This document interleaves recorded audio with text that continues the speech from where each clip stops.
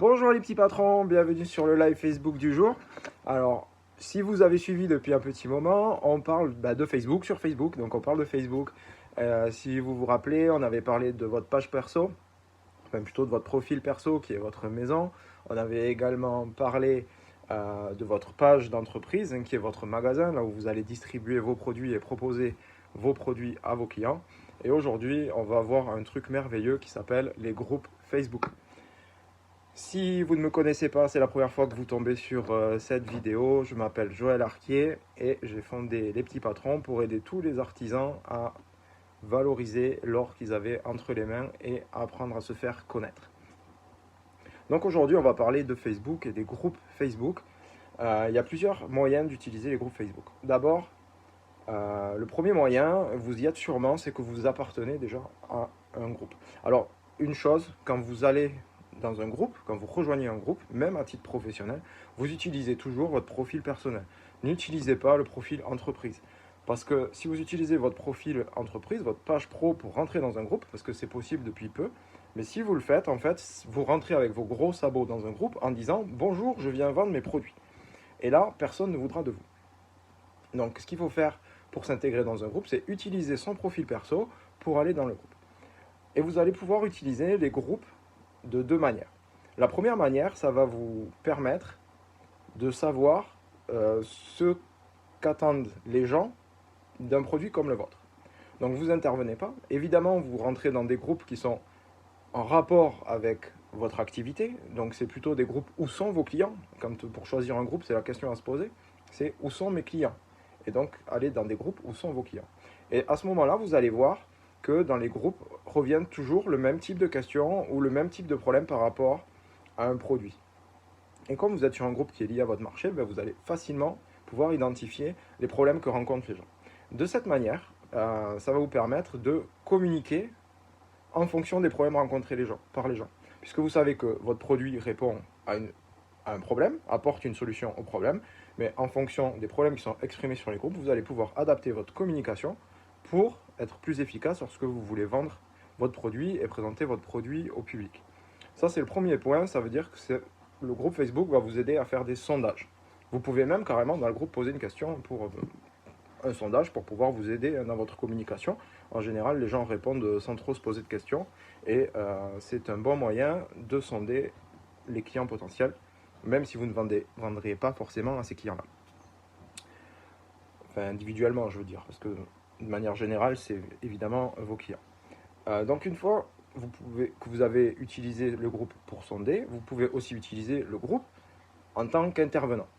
Et là, l'erreur la plus commune que l'on voit, c'est je vends tel produit ou je vends tel service. Vous avez d'ailleurs des groupes qui sont dédiés à présenter votre entreprise. C'est des groupes qui ne servent absolument à rien puisque ça n'intéresse personne. Donc, ce n'est pas la peine de rentrer dans ce type de groupe. Il faut plutôt rentrer dans des groupes d'entraide que dans des groupes où vous pouvez présenter votre entreprise parce que chacun présente son entreprise et auto-centré en fait, mais ne va pas vers les autres. Alors que c'est tout l'inverse qu'il faut faire dans un groupe. Parce que je vous le rappelle, un groupe, c'est comme si c'était une fête et donc vous devez être les plus sympas de la fête pour qu'on vienne chez vous. Donc, dans le groupe, vous allez apporter votre expertise par rapport aux produits que vous vendez. Ça veut dire que vous pouvez, une fois que vous avez analysé les problèmes des gens, apporter une solution sous forme de texte ou de photos, ou enfin ce que vous voulez, mais surtout, ne faites pas un pitch de vente. C'est vraiment pas le but. Apportez de la valeur aux gens, interagissez avec les gens. N'y passez pas non plus toute votre vie à interagir avec les gens parce qu'on s'y laisse prendre assez facilement. Consacrez-y un petit moment le matin ou le soir, vous interagissez, vous fermez votre Facebook et vous passez à autre chose. Sinon, vous allez perdre votre temps. Et après, vous aurez les notifications qui vous rappellent et vous pourrez suivre les conversations très très facilement. Donc, c'est pas la peine de se prendre la tête, c'est pas la peine d'y passer trop longtemps non plus. Donc, voilà les deux moyens. Donc, faire des sondages, montrer son expertise. Et vous avez dernière méthode, puisque là vous êtes dans des groupes qui sont existants. D'ailleurs, si vous rentrez dans des groupes existants, je vous recommande de rentrer au moins pour une base totale de groupe pour pouvoir bien distribuer vos produits, pour pouvoir bien sonder pour vos produits et tout ça.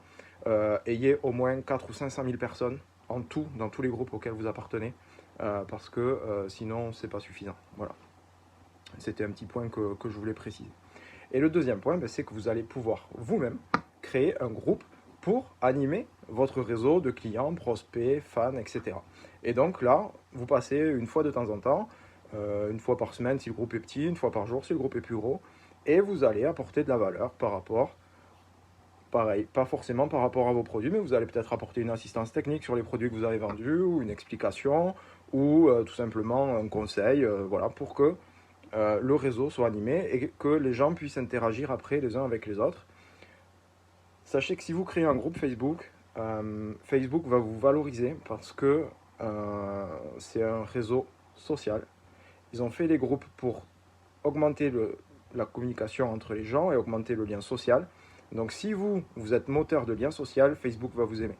Donc ça, c'est quelque chose qu'il faut faire à tout prix, c'est monter un groupe Facebook. Et Facebook présente plus facilement des groupes que des pages aux personnes qui sont intéressées par un sujet. Donc c'est un moyen aussi d'agglutiner, de rassembler toutes les personnes qui s'intéressent de près ou de loin à vos produits.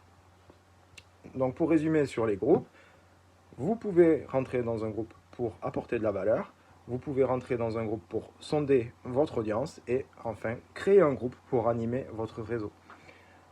J'espère que ça vous a plu, que vous avez maintenant cerné les tenants et les aboutissants des groupes Facebook. Laissez-moi un commentaire si vous êtes bloqué ou si ça vous a plu ou si ça vous a pas plu d'ailleurs pour que je puisse améliorer les futurs lives. Et puis je vous donne rendez-vous la semaine prochaine. À bientôt les petits patrons. Ciao.